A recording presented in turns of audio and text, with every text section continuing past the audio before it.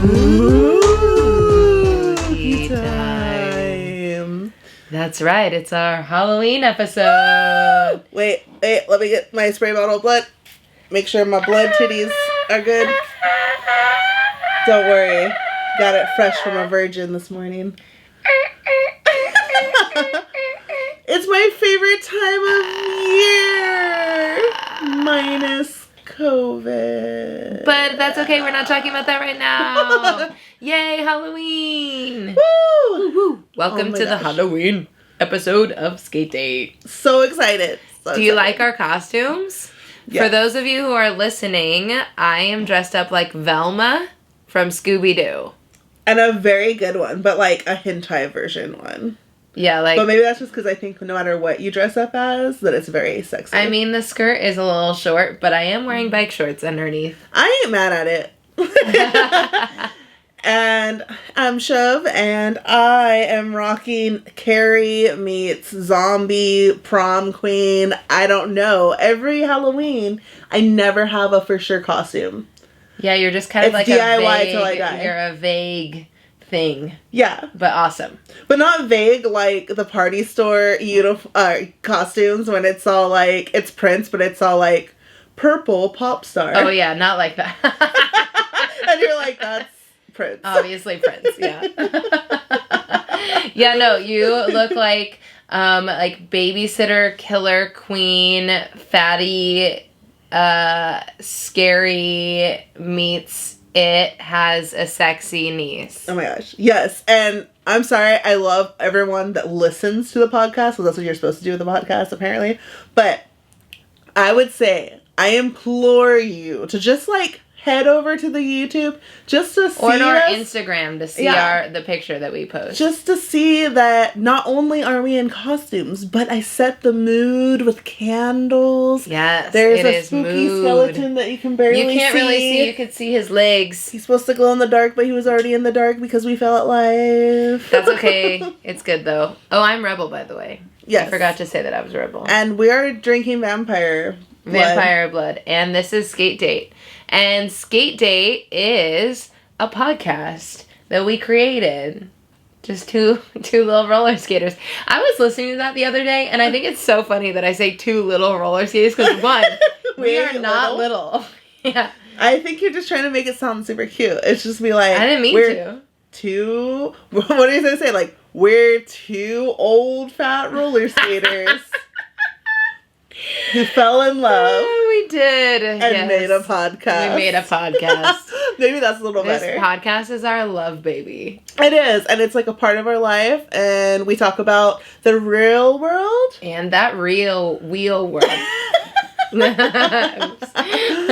Oh gosh, babe. Is that devil's blood getting to you? No, I haven't even drank any of it yet. So, well, we got a good episode today for y'all. Yeah, and the first most exciting thing. Oh wait, should we tell them what the episode is about so they can decide to tune in or not tune in? Well, if you couldn't tell already by the vibe we've set, it's a Halloween episode. Yes, we're going to talk about our experiences with the paranormal.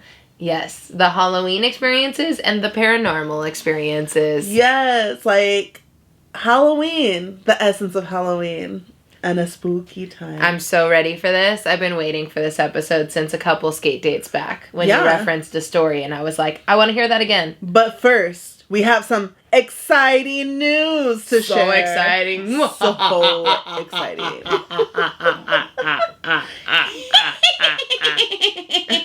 We got our first sponsor. A real sponsor. We're so excited. So here's our first real sponsored ad. Yes, here's a hint. What did I spray on my body? Blood. And what is this sound?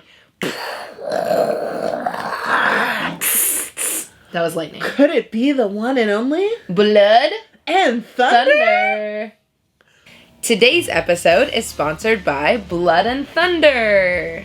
Blood and Thunder sells apparel and accessories. What's really cool about Blood and Thunder is that they've been a part of the skate community for so long.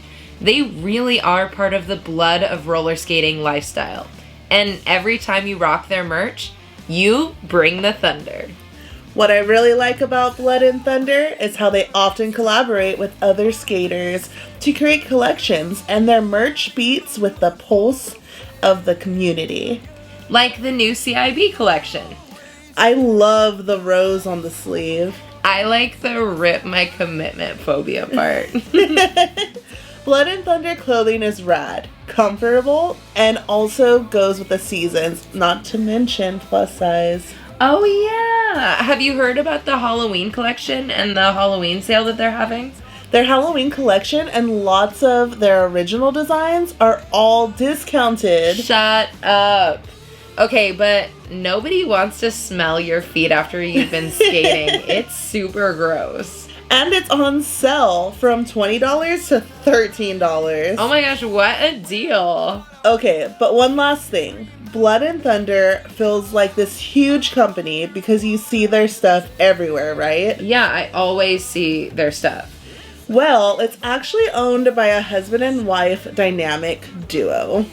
So you mean by purchasing from Blood and Thunder, you're getting amazing skate apparel, Yep. supporting a small business, Uh-huh. and reinvesting in the roller skate community? Yes! Oh my gosh, Blood and Thunder, take all of my money. How do I buy it all? Easy. Just go to bloodandthundermag.com. bloodandthundermag.com. All the cool kids are doing it. Wow, that was such a good ad, babe. I loved that. Me I too. love Blood and Thunder. Blood and Thunder is awesome. They're the real one. They are the real ones. Okay, so why don't we jump right into this real world? Vroom vroom, babe. Vroom vroom into the real world.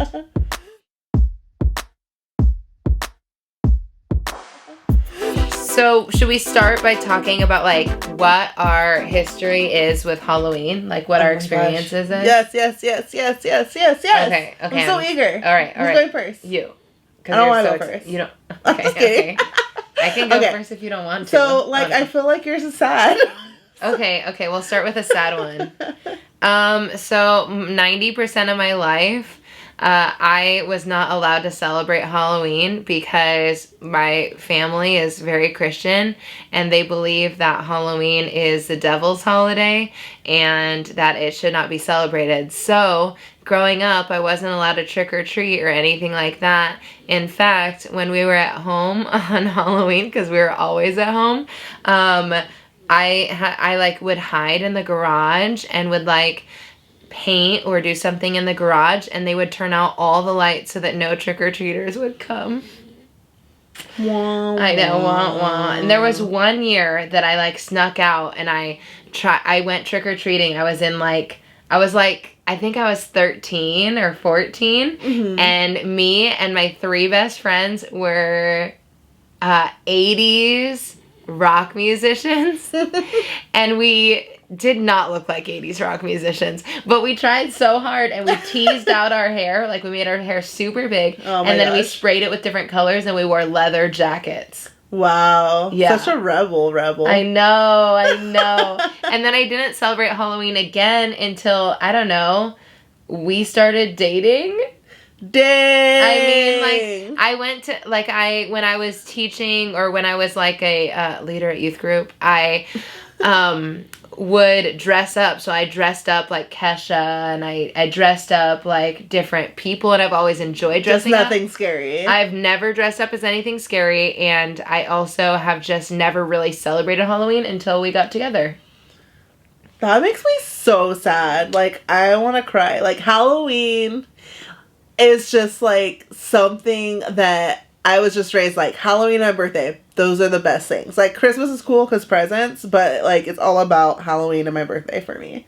Well, Those are at the now top. I'm, like, obsessed with Halloween because I didn't know how great it was. But, like, I literally was scared of it. Like, I was taught my whole life to be scared of it because it's the devil's holiday. And if you went door to door, then you would bite into an apple and there would be a razor blade in it.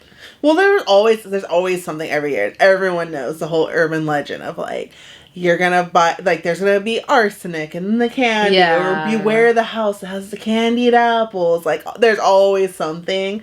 And like, yeah, don't eat things that are like, here's my homemade Rice Krispie treat. Like, no. I was told that they would inject candy. Like, that there would be a hole that was indistinguishable to you. So you couldn't eat anyone's candy because, like, it could be injected with, like, a sedative or something. I mean, I guess that's in the spirit of Halloween. They still scared the out of you, so. Yeah, they really did. But good job, parents. Not on purpose. I don't know. It's weird. Yeah, I have, like, a couple of friends, like, I've met through my life where they're like, oh, yeah, we never celebrated Halloween because, like, we're Christian. And I think one of the saddest ones I heard was, like, my friend Jose was like, he said, like, the first time his parents were like, okay, we're gonna let you dress up, but it has to be something biblical. So, like, his like, I think his, like, brother was, like, Jesus or something, and someone was Mary, and he was Moses. And so he went to school in his costume as Moses, and then everyone kept calling him Osama bin Laden. No. And, like, it was right after, like, 9/11 or something. No. So, like, he was, like, crying, and then after that, he was like, I never want to celebrate Halloween again. And I was like, no. That's so sad. Okay, I saw a video the other day, and it was of someone dressed up like Jesus, and they were on one of those, what are those boards called that you just, like, tilt forward? Not the one that, like, you just float, like, a couple years back at Christmas, like, it was a really popular gift. Oh, I don't know. It looks like a skateboard, but it's a hoverboard? Yeah, is it called that? A hoverboard. Yeah, someone was on a hoverboard, they were dressed like Jesus, and they decorated the hoverboard to look like clouds. Uh-huh. So it was just Jesus, like, floating around this whole, like, public area. Amazing. And, like, giving money to people. And I was like, this is the best. I want Jesus to give me money. If Jesus gave me money, I might be a Christian. Yeah. I have many thoughts. Well, for me, Halloween was always a big deal. Like, there's pictures of me in a costume, like, being, like, 2 years old. So, it was always, like, get dressed up, go trick-or-treating with, like, a pillowcase. I always wanted a glow-in-the-dark, like, pumpkin, but I always had a pillowcase because we were poor. And they were like, that's a waste of money. So, growing up, like, I usually would have, like, a costume from the store, but once I hit, like, middle school, I was like, I make my costumes now, because I just realized, like, nothing was spooky enough. Like, I didn't want to wear this stupid dress and be a princess. I didn't want to be, like, a vampire and, like, pay for this cloak. Like, I wanted to go thrift store shopping and, like, find fake blood and, like, accessories and just be something spooky. And, like, I always feel like that's my time to shine, and that's the first time I realized, like, makeup. Because I wasn't, like, a girly girl. Growing up, I was a tomboy. But when it came to Halloween, I was like, oh, I knew that's when, like, I was playing with all kinds of stuff and contouring, like, not even knowing what contouring is. But, like, I was drawn for, like, to the extent of thinking, like, I'm going to grow up to be a special effects artist. That's awesome. Like, I used to think that's my goal. And then, I don't know, like, haunted houses, like, being scared, because, like, we already talked about it, like, scary movies are my jam. So, scary movies for me is 24/7 all year long. So, Halloween just means, like, I'm allowed to be a weirdo, I'm allowed to run around screaming in the streets, which, trust me, I have done that many of Halloweens, where I literally just ran screaming bloody murder, and people are just like, ah, like, it's normal. And, like, when you're, like, a weird kid, like, it's like, I get to be normal one day a year. Yeah, and that's it's cute. like, oh my gosh, like, being a goth kid and everyone wanting to be goth on Halloween is like, I'm always goth, but like, stepping it up, like, I used to pour blood all over me and wear scandalous things and be like, I can get away with it because it's Halloween. Oh my gosh. But yeah, I don't know, like, Halloween just always means so much to me. I think there's only been, like, maybe 2 Halloweens my whole life where, like, as an adult, especially as an adult, like, there's only been, like, maybe 2 times I didn't get to, like, do anything. But for the most part, like, it's been a huge part of my life. And, like, I was really sad because I was like, oh no, like, COVID's taking Halloween too. But now I think, like, after today, like, we did a little fun photo shoot in our costumes. Yeah, it was super fun. Did a little campy thing. We did a campy, like, yeah. So, We'll see. We'll make sure we post it. We'll make sure we post it. Yeah. We did like a campy like photo shoot. Mm-hmm. As me dressed up as Velma and her dressed up as this like zombie prom queen. And I think like things like that is what makes Halloween fun. And like sitting here surrounded by candles in the garage, and it was cold today for the first time. So nice. I mean, it's like 71, which is cold for LA. But I don't know, it just makes me happy. It's one of those things, like the way you get about Christmas and Thanksgiving, like that's how I get around Halloween. And I think after today, I'm just like, oh my god, yay! Yeah, it is really exciting. And today, like over lunch, we watched The Grudge. Yes, spooky day. Spooky. Yeah, so like, babe, do you have any ghost stories?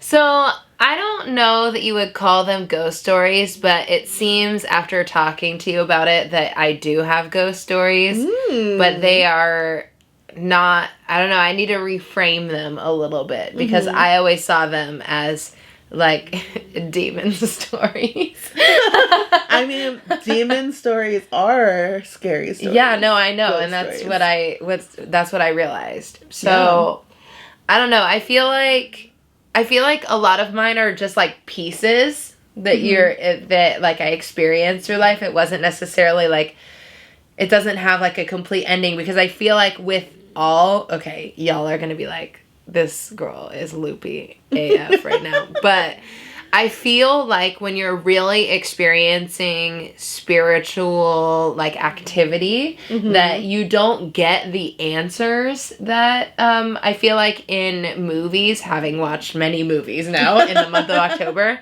I feel like in movies it portrays this like complete story. And I feel like for me, every single like ghost activity or demonic interaction has been like a piece, but it's never like connected to a whole thing.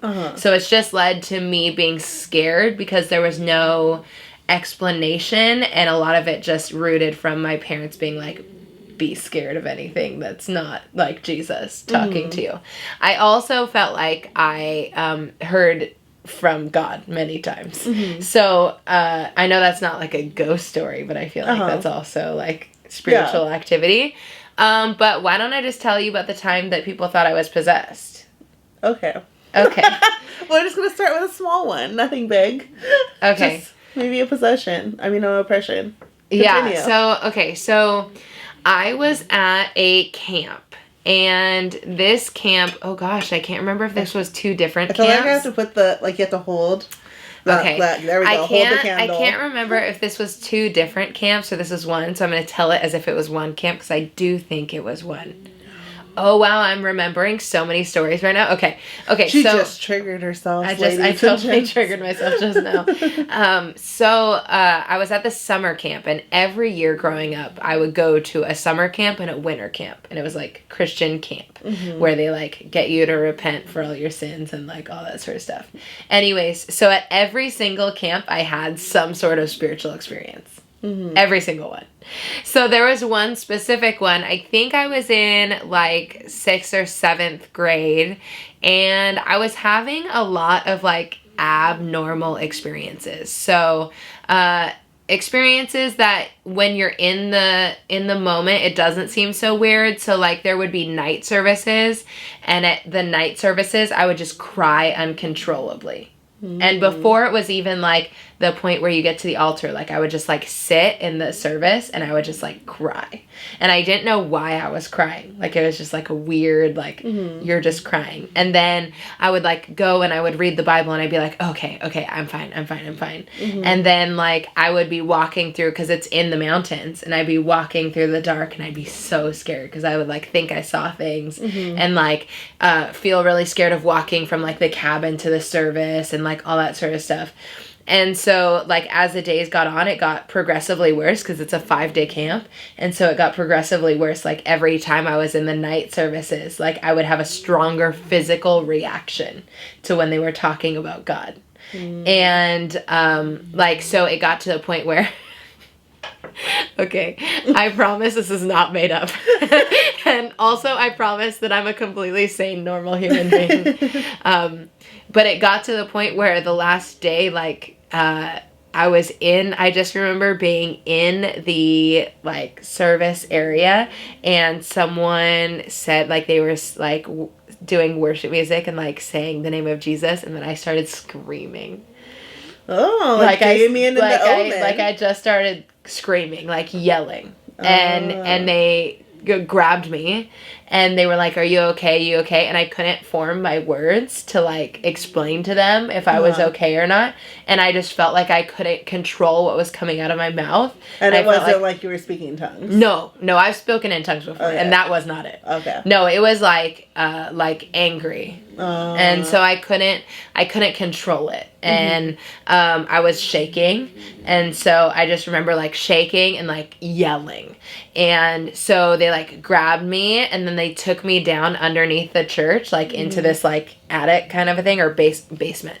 Took me into a basement underneath the church, and then they put me in a chair, and I was like freaking out in the chair, so then they tied me in the chair, and so there was like 6 people that were in there, and they were like praying over me, and like putting Bibles in my face, and like all this sort of stuff for hours of them trying to like exorcise the demon out of me, and then like, you know, like it was fine at the end or whatever. Like, I don't know if they were like, we're successvel now. And I was like, I don't know, whatever. Like, I think my body just got tired or something. Like, I don't know what actually happened. God. But then so then it was like, oh, I'm okay. And then I was like, is it even possible that I was possessed? And they were like, you weren't possessed. You were oppressed because you have like Jesus living inside of you, but you did have several demons like following you around. And that's why you were like so scared all the time.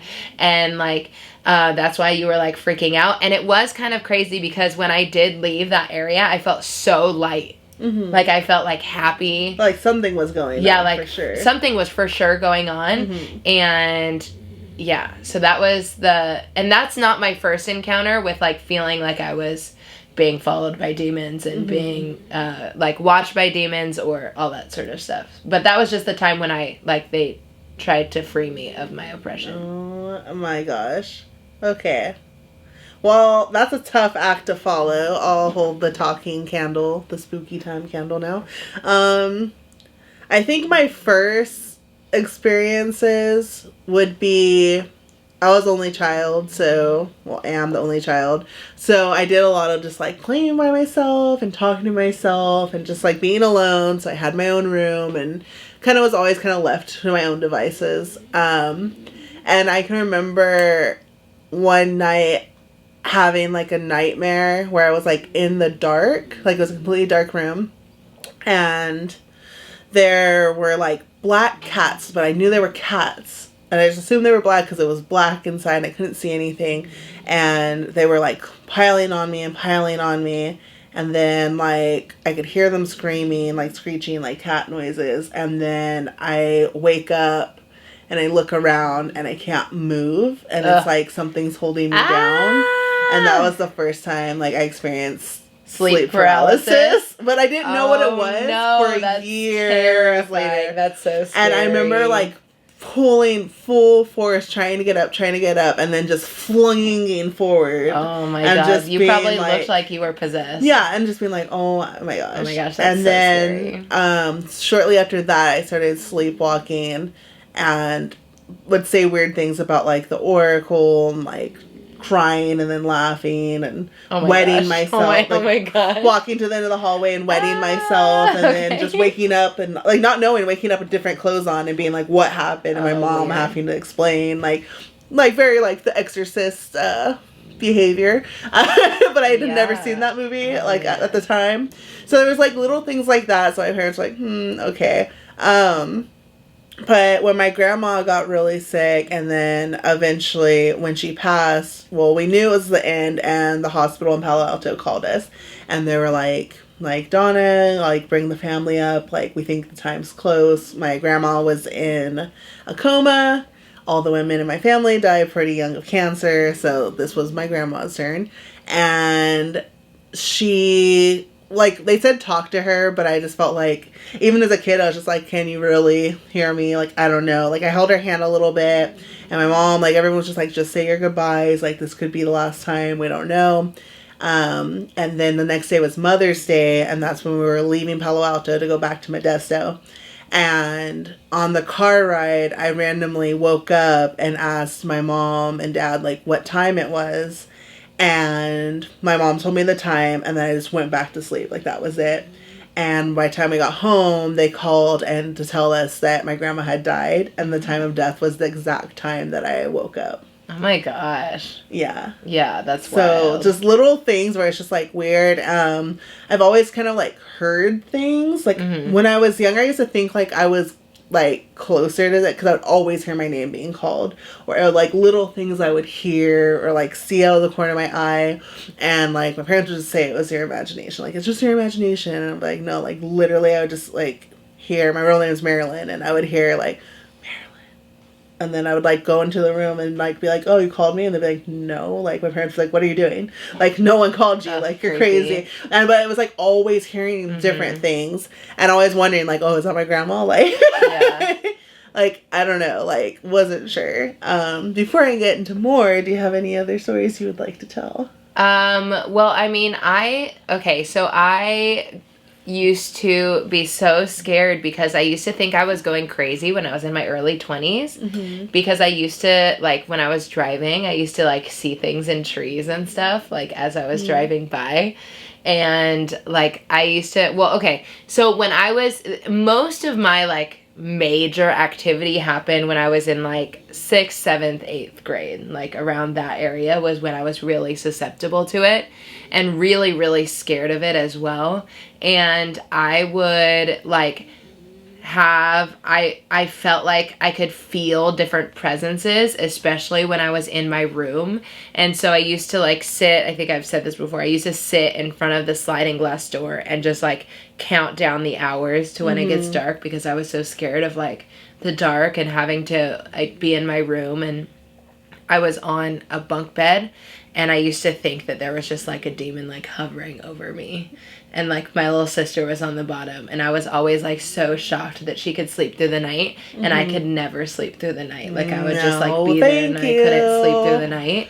And, like, I used to go into my parents' room, and I was never, like, they never let me, like, sleep in their room or anything like that. They always just told me to pray. And so I just would, like, pray and try and pray and try and pray, and, like, would just weep and, like, be so scared, and, like, just, and so that's why, like, I don't know, like, that's why for me, like, scary stories and scary movies are so hard to watch, because, like, I know is real, you know, like, I know that I experienced so much of that. And so if the right, like, if I watch the right thing and that gets into my head, like, I'm you know, like, I hope, like, every time I go to watch a movie, I hope that it's not going to be realistic. Like, that's why I always have to watch a movie and go, oh, that's not real. And then I'm fine. But, like, when it's real, I'm like, yikes. So, anyways, I don't know. It, like, scared me, and I don't know. Like, yeah, you can go. I've never felt afraid necessarily by anything, except for my Ouija board experiences. It's usually felt more like I've had, like, things around me, or it's been a sense of, like, a really strong intuition. Like, I've been able to be like, sense when things are gonna happen, like, oh, like, this is gonna happen sooner than this, or something small, or like, oh, so many times, like, a big, like, you should grab this, or you should move that cup because it's gonna fall, and then I'll ignore it. I'm like, you're stupid, and then literally it'll fall. Like, and it happens almost all the time, so I'm getting better. Like, it took me a long time to realize, like, listen to yourself. There's a reason you think it's stupid, that something's telling you to, like, go out of your way to move something, but almost every time I ignore it, like, something ends up getting broken, and it's like, I already knew, like, that was gonna happen, or someone's coming, and it's just like, I don't know, always like that. Then I'm trying to embrace it more, and I think, like, not rejecting it and, like, respecting it a little more, that maybe there's more to it, you know? And before I'd just be like, no, that's just stupid, like, it's just your imagination, like, and it's just a coincidence, you know, you try to talk yourself out of it, like, that's not real. Like, I did that, like, for a long time.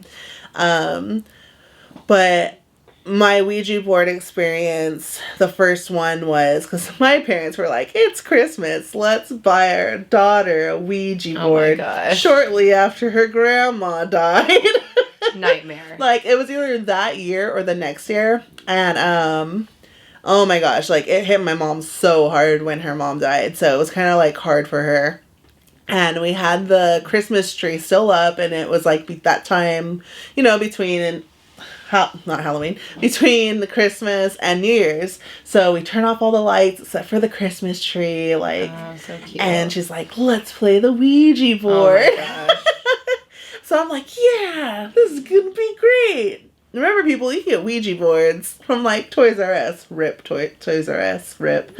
So my mom had the great idea, like, let's talk to Marilyn Monroe, because that's, like, who I'm originally named after. Oh my and gosh. I was obsessed, like, with Marilyn Monroe for, like, a huge chunk of my life. Like, every biopic. Low-key still like, are. Yeah, like, still, like, it's not like now I'm like, I still need a poster, but, like, loved it. So anyways, I'm like, this is going to be great. And, like, even as a kid, I was like, there's a conspiracy theory on how Marilyn Monroe was killed by the government. Oh my gosh. Yes, I was that kid. Oh you my know, gosh. only child. We're weird. Deal with it. So anyways, my mom's like, Marilyn Monroe, are you there? And it's, like, spelling out her name. And I'm like, ooh, we're talking to Marilyn Monroe. And then my mom's like, or I'm like, who killed you? And it spells out the name Bobby. And I'm like, oh my God, Bobby, that's Robert Kennedy. That's JFK's brother. Like, again, I'm a, like, 9-year-old, and I'm like, I have all this knowledge of government conspiracies to kill Marilyn Monroe because Marilyn Monroe and JFK had an affair. This is why I am the way I am, babe. Just so you know. Okay. You know, I just you. grew up weird. I'll die weird.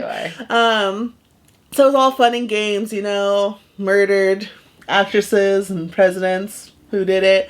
Then it takes a dark turn, and my mom's like, hey, Ouija board, Mom, are you there? And even me, I'm like, oh no, we're gonna talk to Grandma? Like, okay. Yeah.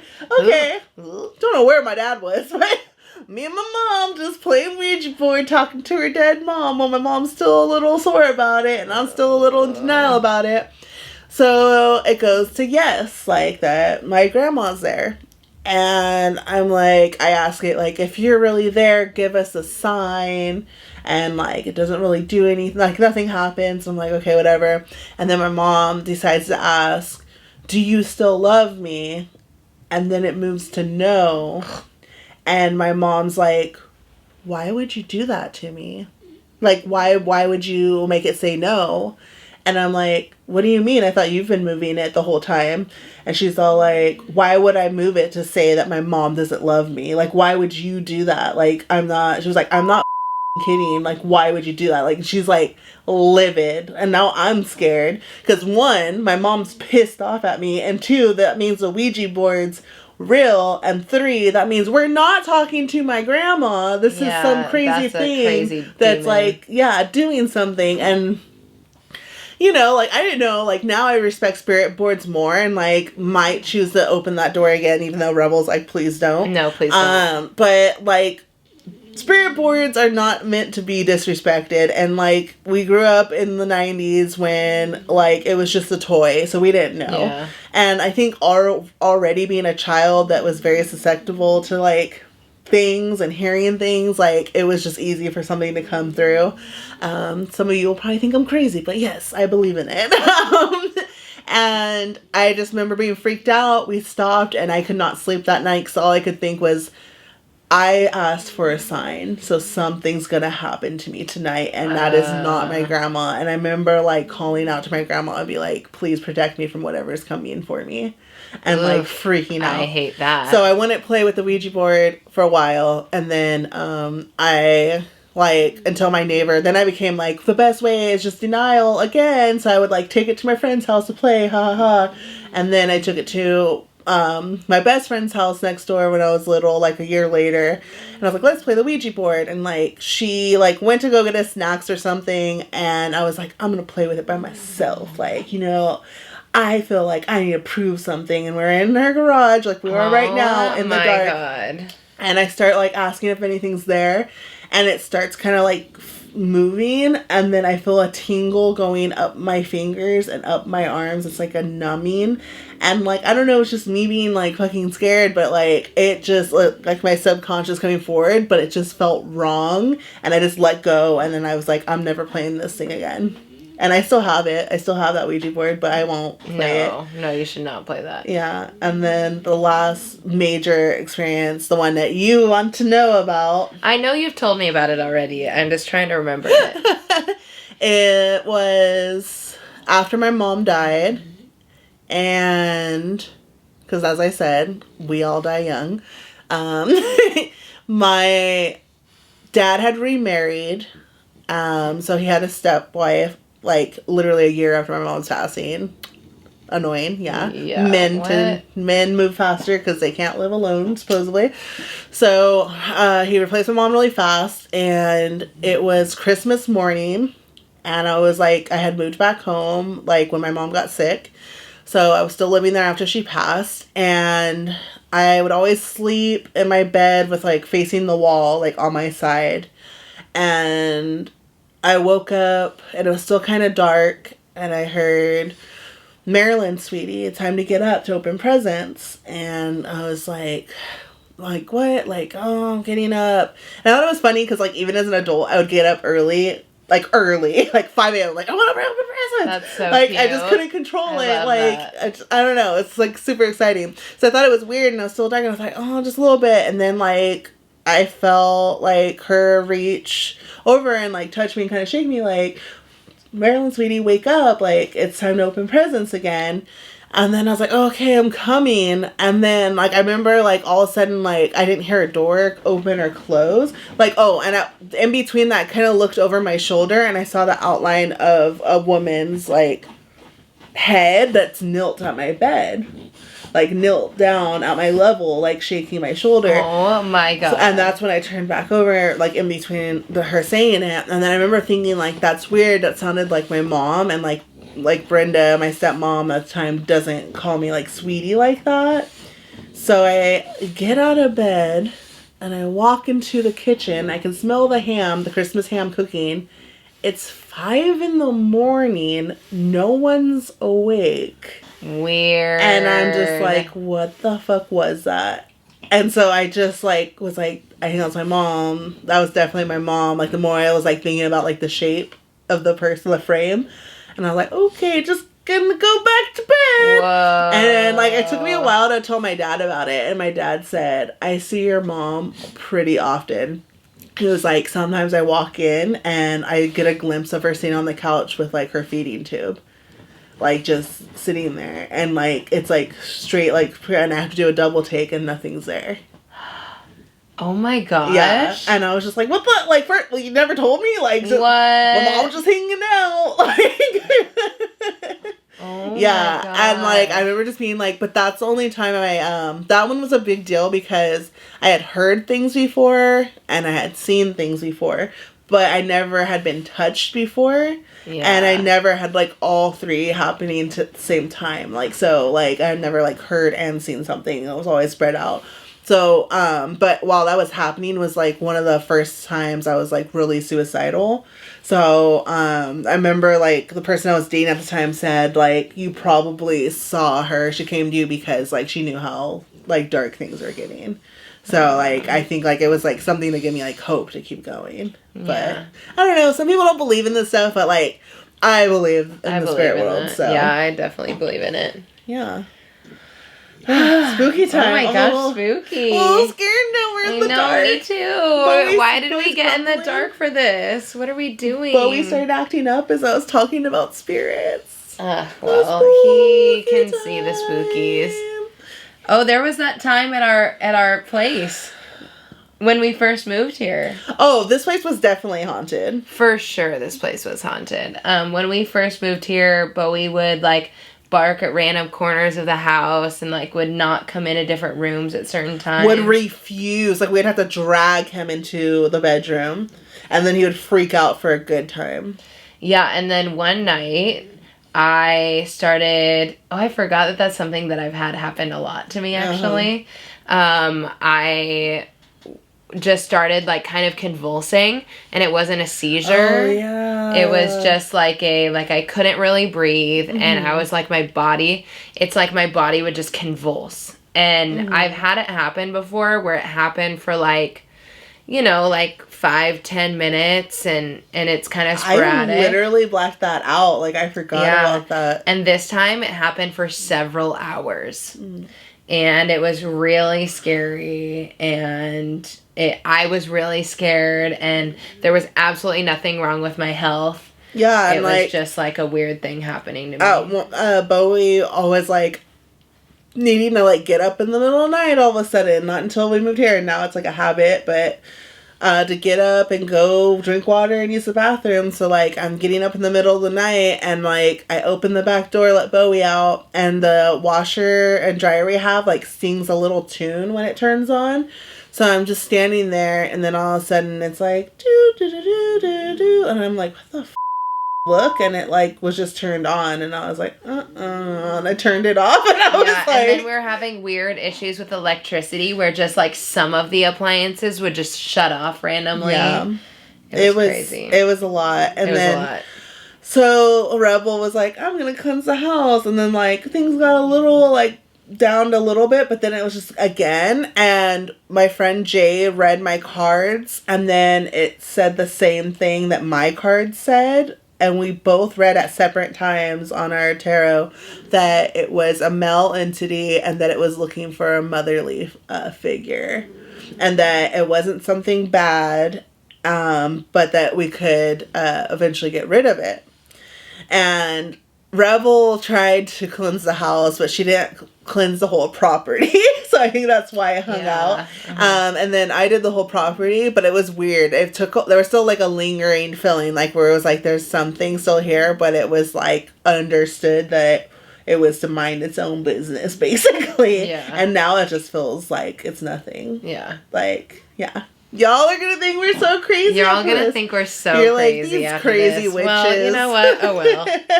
Oh well. But y'all love this during spooky time. Everyone loves a witch during spooky time. Yeah, it's all the rest of the time. It's like, go to hell, you weirdos, every other month of the year. Yeah. But yeah, is that all for our spooky time? I think that's all for our spooky time. Oh, we could go on for hours. But we only have 1 hour. Okay. Now, so let's move on to the wheel world. Wheel world. Okay, so in the wheel world, we are going to talk about roller derby. And how it can be a cult. But how it can also be really great. Amazing. Family-like. You almost forget about your real family. Oh my gosh. Okay, so we've never talked about roller derby on this podcast, so we figured it would be a good day to start. Yeah, and it's like there's a lot of new skaters that don't know what roller derby is. Yeah. Even skaters that have been around are like, I've never been to a derby bout, because once you're in derby, you see it everywhere. It's everywhere, yeah. And derby becomes your life, and you love it, and you'll do anything for your team. Yeah, so real quick, derby is a sport that you play on roller skates that is on a track. And essentially what's happening is you're trying to pass other players in order to make points. And so it's really aggressive. You end up like hitting each other. You end up falling a lot. Think like rugby in a circle on skates. With no ball. Not go into detail because there's it's way too much. But when you join a roller derby league, most roller derby leagues are self-sustaining. Mm-hmm. So it requires a lot of volunteer hours. So not only are you at practice and you're paying to be there. You're paying dues to be there. And then you also have to participate in actual... you volunteer at the bouts, whether it's cleanup or bartending, running the vendors. Yes, you have to be a part of a committee. Yeah. So there's like a lot that it asks of you to keep it running. So which can be an amazing thing, because a lot of people find roller derby at times in their lives when they really need, like I did, something. Yeah. They need something to be their support. They need a family. They need something. It's a lot of cis women as a majority. and a lot of people that are mothers. You would think like a lot, the stereotypical derby player is a angry man-hating lesbian. But really that's not the case. Yeah. That it's not. It's a lot of moms, a lot of teachers, a lot of nurses. A lot of nurses. People that have these jobs where like they take a lot in, and what probably keeps them from taking that home is being able to take it out on the track. Yeah. And I think derby can be something that really like helps people. It's like since it's something active physically, it's like a pushes therapy. yourself, but it's therapy too. It gives you like a sisterhood. Yeah. A gives family. you something to push towards. Yeah, and I think like. And it's physical. Yeah, and it's physical, and it's just like it's amazing. Like I like I owe a lot of things in my life to derby. And I just feel like it can be great. There were times where it just became too much for me because I felt like I was volunteering so much and not other people were. Or like, you feel like the pressure of like, am I going to get in trouble if I don't go to practice? Because you forget that like you're paying to be there. But it feels like you're going to get in trouble. Like you have to be there. It does feel like that for sure. Like you're not going to be able to scrimmage if you don't show up. You will not be able to play this game if you don't show up. And it's because they want you to be good. But sometimes it just feels like, oh my gosh, on top of work and school and relationships. And it's almost like all your friends are in derby. Yeah, that's what it ends up being. Like, your life ends up being derby. Yeah. And, like, they even call people's spouses who aren't in the roller derby world, they call them derby widows. Yeah, because they're just like, your partner is dead. You don't see them anymore. You just exist to come to the games and sit there and cheer them on at and, this like, point. so much so that, like, partners often get derby wives, which aren't, like, real romantic partnerships. I have 2 derby wives. I have 0 because nobody can hold me down. But yeah, it's a whole thing. Yeah. And I like there's LA Renegades has disbanded. Yeah, there's some stuff that's going on in the derby world right now. So there's Renegades, there's WIFTA leagues, and there is like a lot of issues that are rising to the surface with LA Renegades specifically, but that have existed in many derby leagues, I think, that are this really exclusive, almost cult-like behavior and almost abusive behavior. In the case of LA Renegade, definitely abusive behavior. But in other leagues, it's kind of borderline, where it's like people expect derby to be your number one priority, and that's it. Yes. And it's all about, like, what kind of ranking you are. Like, some people expect you to not only show up to practice, but you better go to the gym when you're not at practice. And to the point where they're weighing you and, like, all that stuff's that extreme. Now, not all derby is like this. So let me say again, derby can be amazing and life-changing and such a good thing. And that's why, and it does ask a lot from you. And it's just, like, we joke when we're in derby that's like, oh, it's like we're in a cult. But to be serious, because it's so welcoming and demands so much from you, but you're willing to give it, that's why with the wrong person in charge, i.e. your coaches or the president of the league, director of the league or whatever, if they're not a good person, it's easy to slowly slide into an unsafe place. Yeah. And it becomes a toxic league. Yeah, and so what we really wanted to talk about today is this idea of having boundaries when you are in derby. Because boundaries are super important just in your life, and, like, to protect yourself and, like, to preserve your own, like, being and your own relationships. But, like, going into derby, into this thing that can be so, like, all-inclusive and so consuming and in the most amazing way, but it also can be that in a detrimental way if you let it get to that point. Yeah. It's really important to create boundaries for yourself and decide, like, okay, this is how much how much of myself, how much time, how much all this stuff that I want to dedicate to derby. Yeah, because there is a lot, because you want to, and at the end of the day, it's a sport and they want to win, and that's why your team's demanding so much. But, like, I know Rebel, like, was having breakdowns, and it wasn't necessarily derby's fault, but it was just, like, Derby was like the straw that broke the camel's back because she was working so hard as an adjunct at all these campuses, trying to have a relationship with me, be a wonderful dog mom to Bowie, doing other things on top of her regular jobs.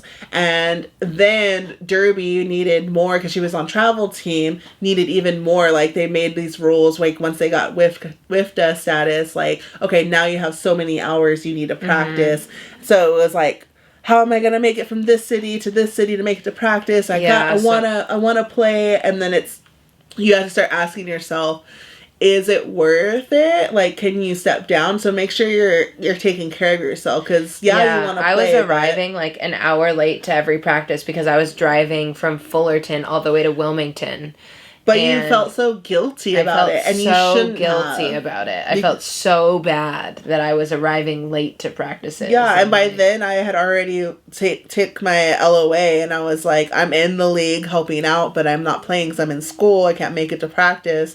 So for me, like, it shifted my view. So now I was on the outside, and I could see, like, that it was getting to you. So for me, I was constantly like, it's okay. Like, they're going to have to understand. Like, you want to please them so hard because it's your team, and your team relies on you and you rely on them. But I think it's like understanding, like, hey, you're allowed to talk to them and be like, hey, I just can't do it. Let's agree on these terms. And they were definitely like, when I told them, hey, these are the things that, I'm doing for work, they were like, okay, fine, you can work, like, we'll work with you and all this sort of stuff. So that was good. But I still felt that like weird tug within myself because I really wanted to play derby and play derby well. Like, I love roller derby. Like, I think it's awesome. Yeah. But I also was like, I'm trying to be a career woman, and I'm trying to, like, take care of my family and make sure that, like, we're all good, Word of the night is balance. Yeah, and so I was struggling a lot with balance. And I think, having talked to a lot of derby players, I think that that's a common issue with derby players, is we struggle to create balance because we fall. I think a lot of people that join derby are very all in kind of a people. Yeah. And so because we're all in people and we want to give all of ourselves to the sport, and the way derby is set up, because it's so consuming, like, derby will take anything that you are willing to give it. Yeah. And so you have to create boundaries for yourself in order to have a long sustaining derby career, in order to really be in a good mindset when you're on the court or on the track, or when you're helping out with your league. You want to be there because you want to be there. You don't want to be there because you feel like you have to be there. Yeah, exactly. No, I totally get that. And I think, I don't know, like, as Rebels mentioned before, like, she's been in a cult before, and, like, so do you think, like, any advice for people that, like, don't know what the signs are that this is becoming an unhealthy community to be in? Like, this is getting a little too controlling. Like, what are the signs? I think when you start realizing that you are sacrificing yourself more often than not for the sake of the team, that's when you should start questioning. Because, again, I've had, unfortunately, a lot of experiences in which I've been, like, in a controlling situation where I was being controlled. And many, many, many, many, many times it was, oh, I do not matter. Like, what they need or what they want, whoever they is in said situation, is most important and a priority over my own well-being, whether that's mentally, physically, spiritually, etc. And so as soon as you see yourself being second tier in your own life, that's when you should start questioning things. True.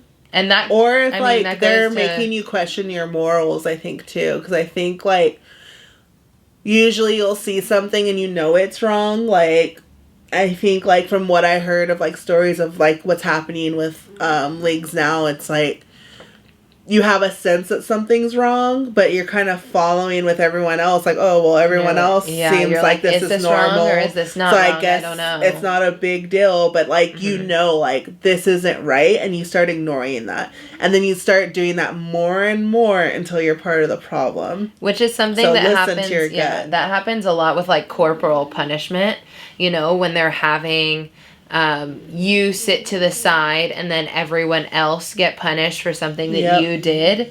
That's like a very core thing that someone mentioned with LA Renegade that was happening, and that's one of the things that happened that I look back on now and I realize, oh, that was a sign when I was in the cult. Is like, oh, I got there late to work out in the morning and then they punished everyone else. Like, and made me sit there and watch. Versus, like, our league, which, like, oh, you're late putting your gear on, you're still doing it. Like, now you're going to have to do all these push-ups and burpees, like, which before is you get normal. out there. Which is normal, because it's like, you fucked up, so you do the punishment while everyone else gets to warm up, because you're wasting their time. So, I don't know. It's like, it makes me feel icky, because it's like, Derby can be so beautiful, and like, so I don't want people and so amazing. I don't want people that, especially new skaters, I don't want them to have this view of Derby. Or like our friend Jessie, who said like all the fresh meat, that's the new skaters, to think like, oh, I don't want to join Derby anymore. Like, I don't want to transfer to another league because it's all bad. It's not all bad. And it's not all bad. Just take that experience and learn from it and grow from it. Yeah. And what I was going to say, though, babe. Oh, sorry. Is I know this is going to, like, someone's going to be like, don't say that. But, like, I'm already someone that has, like, a lot of, like, issues and stuff with, like, men. And, like, to know that it was a man that was the downfall. It's all, like, whenever it comes to a man being in power, I'm very skeptical. Especially in a mostly cis female space. Like, I would already feel, like, awkward. And it just, like, sucks that, like, that's who was the downfall and taking advantage of all these players. Like, and it's just, like, a confirming like, it's just, like, of course. Like, it's, like, I wouldn't want to join a Derby league if I knew, like, that was the main person in charge. Yeah. Because I would be like, no, I want this, like, feminine energy empowerment like thing. That was part of what drew me. And it's like, I don't want to be like, oh yep, of course, like blah blah, another thing against like I have against cis men, like. And I'm not like a man hater, it's just I've had so many things against me that make me wary. Like, I don't even like male doctors. I'm like, no, gotta have a female. But I don't know, it's like that's just another thing. All right, any last thoughts about Derby leagues and all of that kind of stuff? Derby is great, and when the pandemic's over, I would say go ahead and check out a game or join a league if you want to, because it's very empowering. And just don't be afraid that if that league doesn't fit, to just be like, not for me, and join another league. Yeah, there's so many leagues out there. Don't be scared of trying many of them. Exactly. So... to the LA Renegades, former LA Renegades, most likely at this point, just, I'm sorry for what happened. We're so sorry for what happened. And I hope that your friends and family are there for you, and don't be afraid to go reach out to your fellow leagues to transfer, because they will welcome you with opening arms. And don't be afraid to, like, take time to heal. You know, like, that's traumatizing. Exactly. So, we love you. We love you. All right, that's the wheel world. Let's move on to Two Girls, One Pup. Whoop, whoop. Come here, Bowie.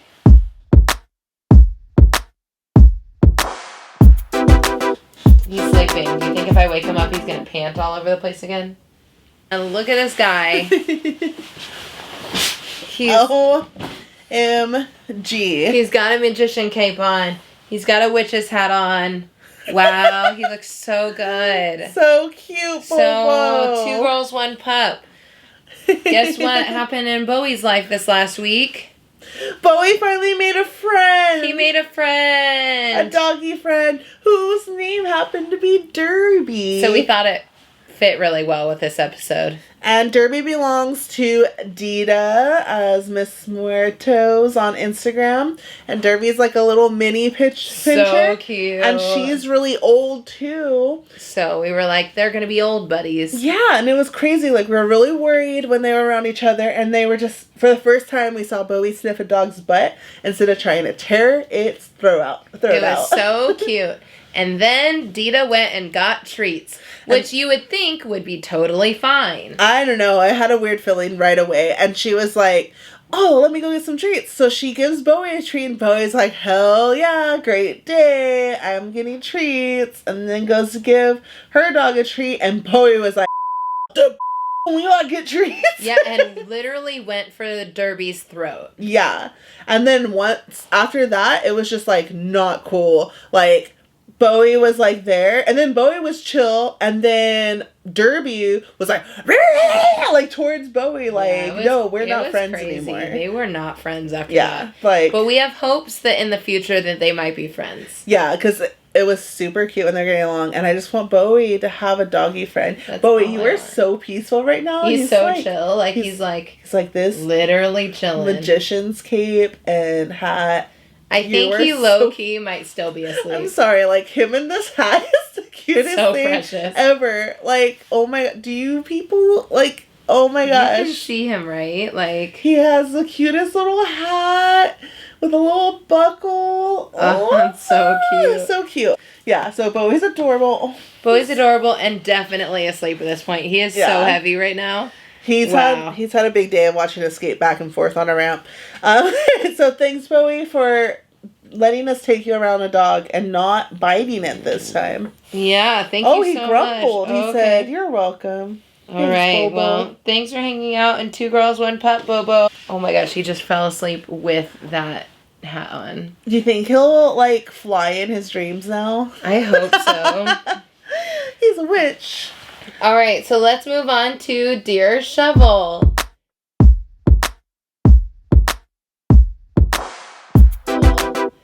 In our Dear Shovel segment, we answer your questions. So if you have questions about anything, email us at dearskatedate@gmail.com. Yes, because let's be real, we're running out of emails, y'all. But when we put an ask on Instagram, we can't control so many questions. And I think the theory is just like people are like, who emails anymore? Yeah. They're like, ew, email. I only use my email to buy things. We need you to email us for just this one thing. Yeah. It'll be cute. It'll feel nostalgic. Feel like it's the year 2001. Pretend like you're on AOL and you're hearing like, you got mail. Yeah, perfect. Yes, try something new. Okay, email us. So, here's our Dear Shovel for the week. Dear Shovel. It's your turn. Oh, it is. Okay. Dear Shovel, how do I get help with procrastination? From Skaterbat. Ooh, Skaterbat.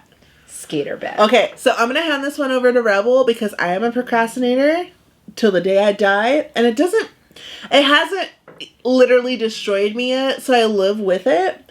And some things I feel like I thrive. I know this sounds like something that's like, hello, that's just you making an excuse for a problem you have. But I feel like my best work comes from when I push it and like having that like, oh my god, I have to draw this right now, I have to do this right now, like it's due tomorrow. You know what's so interesting? That's actually a real thing, and when I was looking up all the stuff about ADHD, that's part of the thing for ADHD because it's like you need those hormones to get you like feel like you're in a pinch in order to stimulate your brain activity and focus. And it's weird because like I'll be like when I am like have a case of the saddies and I'm like just like I just don't want to do anything, I don't want to deal with life. But when I know like something like has to be done right now, I'm like go and it's like a high, it's like a rush. Yeah, it's an actual like hormonal thing. That makes sense. Yeah. Okay, so you talk and give some advice. Okay, so I actually really am a procrastinator at heart, but I have trained myself to mostly stop myself from procrastinating.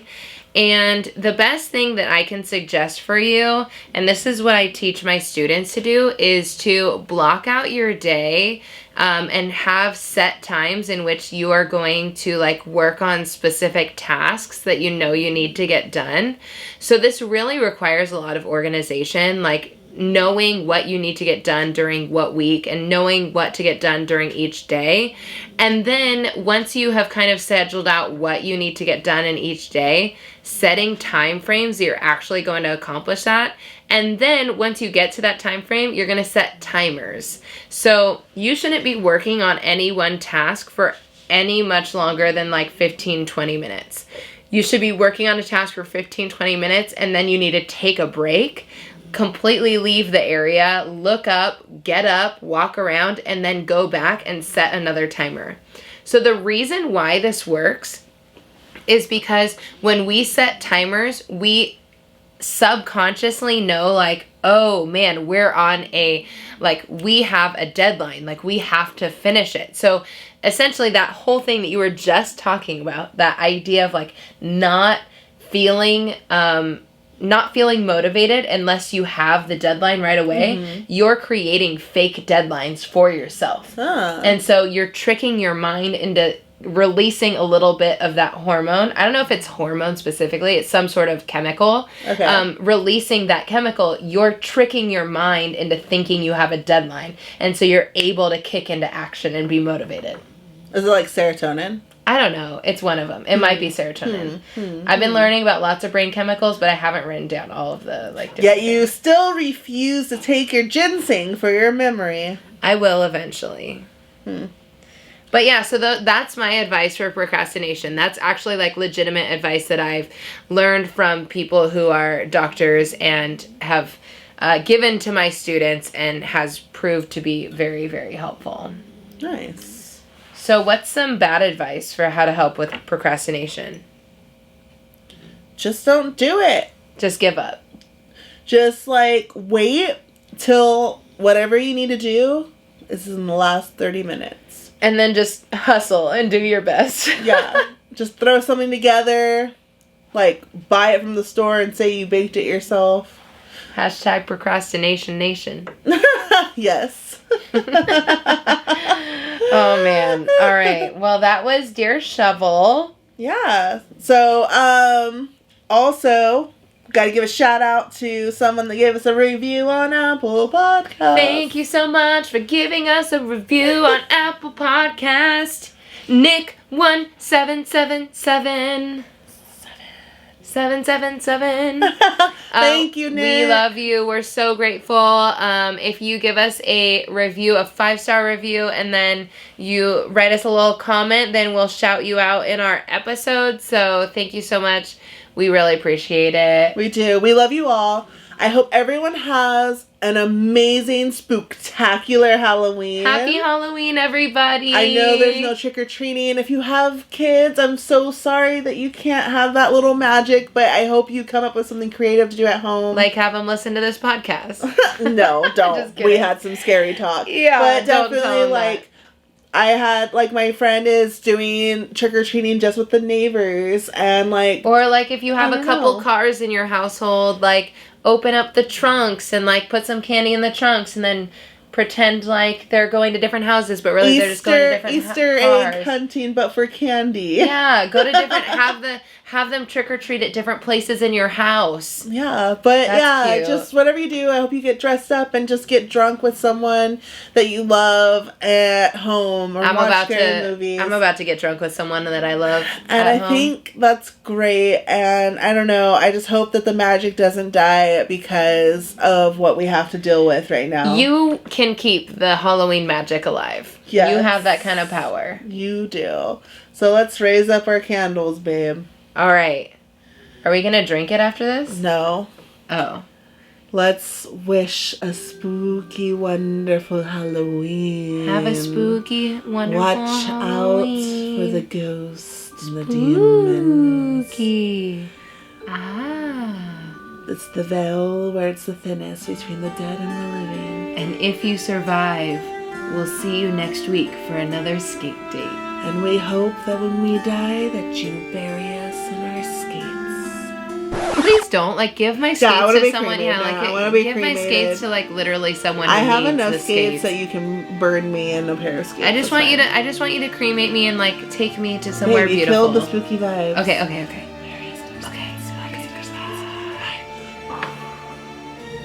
It's